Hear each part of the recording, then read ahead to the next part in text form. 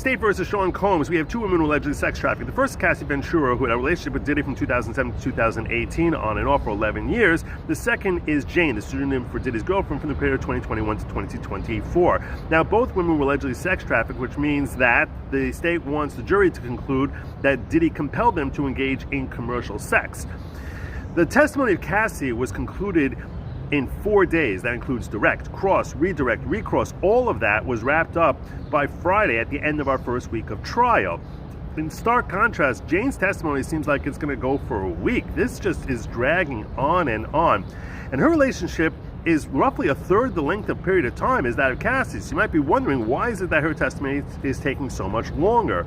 Well, there could be three reasons for this. Number one, Cassie was expected to give birth, and indeed did give birth roughly a week after she finished testifying. All sides knew this, which is why the court directed that she could not be called back after that Friday. So it could be that the jury caught a little bit of a break, and that both the state and defense had to wrap everything up by that Friday and were prohibited from calling her back after that day. The second reason is that Cassie's testimony is about events that the most recent one took place in 2018. She's had 7 years to forget stuff.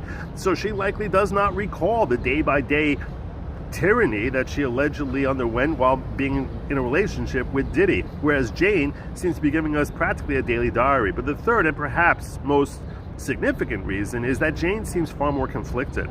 She seems to not be sure herself whether or not she was compelled. And it's possible that the state is hoping that by going in far more detail about one event after another, that the jury will find something, some moment, some time where she was compelled by Diddy to engage in commercial sex, and that they would convict him. I'm Joe Neerman, aka Good Logic. I'm a New York litigator. I practice in this very courthouse. If you want more updates like this, I urge you to like, share, subscribe, and hit that bell. Godspeed.